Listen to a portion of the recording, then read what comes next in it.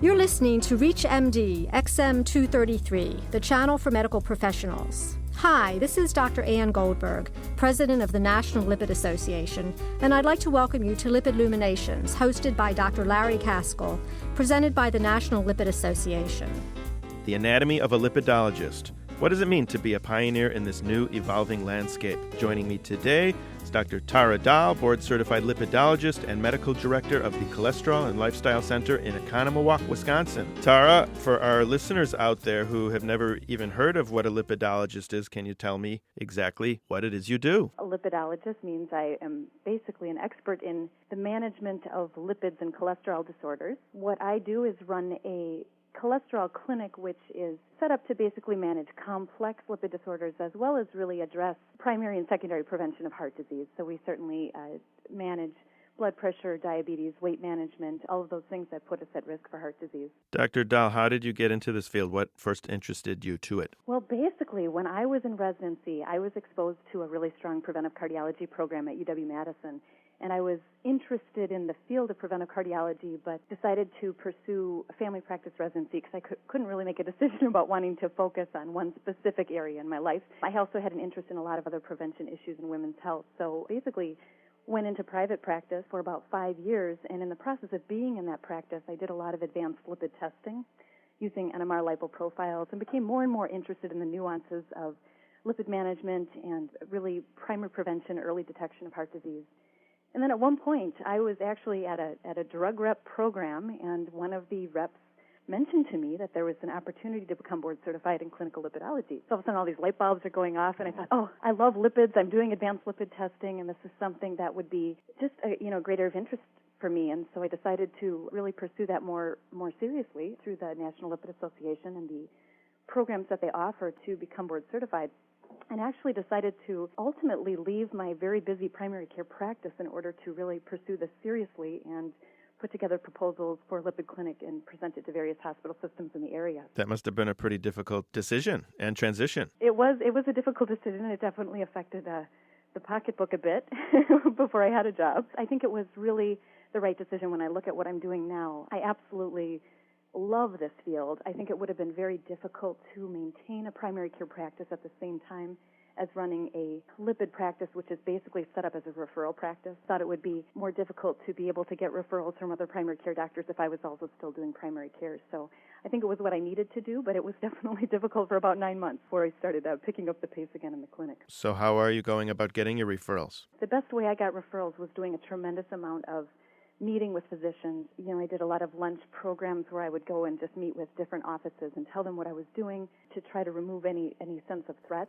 to them. I did a lot of education programs, CME events, just on lipids in general, just to establish myself as an expert in this field. And really, that's where most of the referrals have come from. Now, there's a certain percentage of referrals now that are actually they're self-referrals from patients, where patients tell their patients they're happy and then they come on in the door.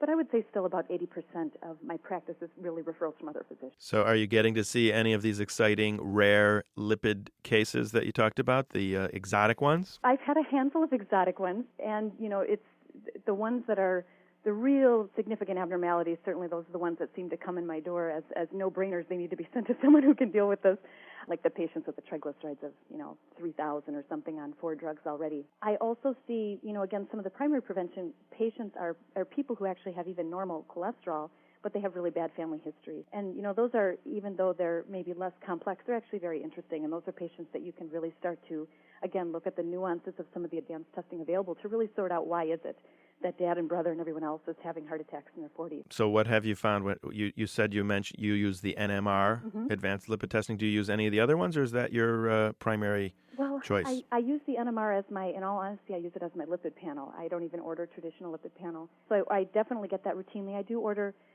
in appropriate patients lipoprotein little a's, and I get the LPPLA2 or the plaque test. I get some CRPs. Occasionally I'll get an ApoE genotype on a patient I'm trying to, make a specific genetic diagnosis on. Right. But I don't order that routinely. No, that's a one-time shot. Yeah, exactly. You don't need that over and over again. In terms of follow-up, do you even order a lipid panel, or are you always using the NMR? I've been using NMRs. I've been doing them now for about 10 years, and I really have gotten very used to kind of the subtle little nuances of the NMR that really help me make decisions about what drug I need to use next. And so instead of putzing around trying to pick things that might work, I figure out what I think they're going to need right from the get-go and put them on 2 or 3 drugs at once if that's what it takes, and then send them on their way, bring them back in 6 to 8 weeks and see what happened.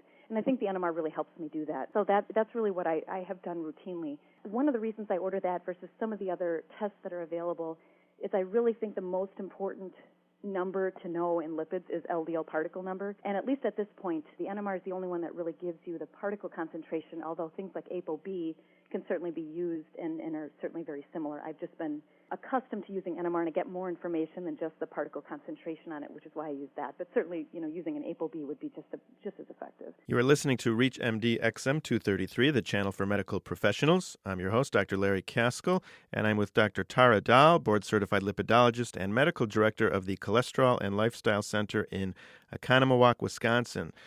Dr. Dall, we're talking about particle number. Does the NMR help you a little bit with particle size? It definitely gives you that information, but I have to say I'm a size doesn't matter person when it comes to lipids, that basically when you're trying to assess someone's risk, whether they have large particles or small particles, really, it doesn't matter. I mean, they can have large particles and be very high risk. That would be seen in a patient with familial hypercholesterolemia, which is, as you know, an LDL receptor defect. Those patients make large particles, but they have way too many of them and are at very high risk because of it. Basically, though, you can have a patient at risk with very large particles as well as a patient at risk with small particles. What helps me with particle size is being able to determine what drug I should use. I mean, if someone has large particles and they've got a lot of them and they've got, a high particle number, there's somebody who's going to need drug therapy to drive that down with, typical things like statins and ezetimibe, things like that. If they have small particles, that's a patient that's more likely to have issues with insulin resistance. And really the treatment pattern is very different. I'm going to do a lot more focus on lifestyle modifications, and if they have diabetic markers, even address their lipids by using diabetes drugs. So I actually pick different meds based on what I'm seeing in the particle size assessment as well as the metabolic syndrome markers that you also get from the NMR test. So if I'm to understand you, particle size kind of co-traffics with other sinister molecules such as high triglycerides, low HDL in many of the diabetics and the metabolic syndrome patients. Right. So take me through an average case of how you're kind of deciding what drug to use when you get particle number. Okay, well, if we're talking about like a drug-naive patient, so I get an NMR analysis on them, and the very top number, which is the most important number, will tell me the actual LDL particle concentration. That number optimally would be less than 1,000. Best way to determine what the number should be is basically you add a 0 to your LDL cholesterol goal. So if someone's LDL cholesterol goal you've deemed to be 100, the particle goal should be less than 1,000. If you feel the patient is lower risk and an LDL cholesterol of 130 is acceptable, then a particle number of 1,300 would be the acceptable surrogate. So that's how you determine what the number should be in the first place. Now, obviously, if that number is elevated, let's say it's 1,800, then you look at the next panel, and the next part of the NMR actually gives you the traditional lipid panel. So it'll give you the breakdown of the HDL, triglycerides, and total cholesterol, and then the calculated LDL just from Friedewald equation. So basically that will give you some more information as to why is that particle number high. Now, if you have a low HDL or you have a high triglyceride, that may be part of the reason for that elevated LDL particle number. It might be an insulin-resistant issue. Obviously, if the patient has a normal triglyceride HDL axis but has a very abnormal, or has just a high LDL cholesterol with a high particle number, that's going to be more likely to be one of the genetic conditions like familial hypercholesterolemia. So then what you do is you look down at the next panel, which gives you metabolic syndrome markers, and they basically give you the breakdown of characteristics that we see in patients with metabolic syndrome and diabetes. So the first part of that is going to give you a size analysis, and it's going to tell you whether the patient is pattern A or pattern B.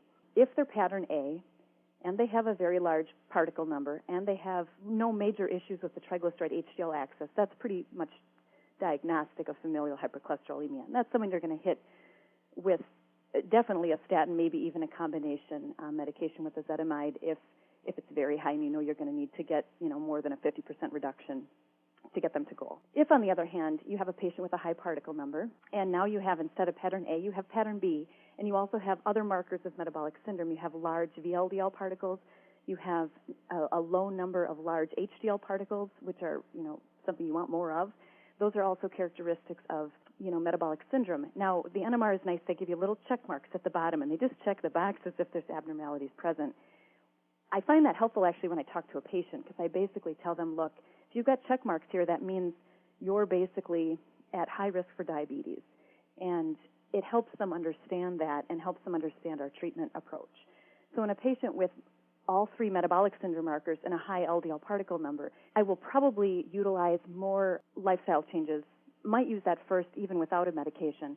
If they're high risk, I usually end up using medications like metformin and Actose to address the underlying insulin resistance in addition to the lifestyle issues. So I do a lot of education with nutrition and give everyone pedometers and really try to encourage lifestyle modification. Let's pursue that a little more, Tara. Lifestyle changes are extremely difficult in the Chicagoland area. So what are you doing over there what are you doing at your center that's unique, that is actually making some change and some impact? Well, first of all, I think we employed a couple nurse practitioners to do a lot of kind of motivational counseling and interviewing for people. A lot of times it's a matter of just providing the support people need. And stopping their cheese intake. Exactly. And beer, I guess. Right. We also provide every patient with a pedometer, and we give this to them, and we give them a prescription on their first visit. And this is, in all honesty, regardless of what their numbers show, because I think everybody should incorporate lifestyle, heart-healthy lifestyle. So we give them a pedometer, and we give them a prescription for a number of steps per day that they need to have before their next visit. And we're going to base that somewhat on where they start. We give them a goal of 10,000 steps a day as really being optimal. But we tell them, if they're very, very sedentary, maybe 5,000 steps a day is going to be more realistic goal initially. So we try to set goals that they're going to be able to make, in the next 6 to 8 weeks. We also try to help them come up with ways to be more active, and we actually sit down with them and give them very specific recommendations. I think when a doctor says you need to go exercise 60 to 90 minutes a day, see you later, close the door, the patients are overwhelmed by that. They have no idea where to start. And so we sit down with the patient. We say, look, what's your routine? If you're somebody who works, comes home, eats dinner, and then sits in front of the TV, and that's your routine, to relax, well, then what we try to encourage them to do is find a way to move while they're watching TV. So maybe that's getting an exercise bike. Maybe that's walking in place. Maybe that's buying a little mini trampoline that you can jump up and down in front of your TV. I try to, if there's people who are interested in other forms of exercise, tell them, you don't necessarily have to go to a gym and work out 60 minutes. I mean, if you like dancing, go take a ballroom dancing class or a belly dance class or something interesting, something that's going to appeal to you, that's going to be fun. Well, I'd like to thank our guest today, Dr. Tara Dall, board-certified lipidologist and medical director of the Cholesterol and Lifestyle Center. For comments and questions, send your email to xm@reachmd.com. Thank you for listening to Lipid Luminations, presented by the National Lipid Association. For more information, please visit www.lipid.org. ReachMD XM233, the channel for medical professionals.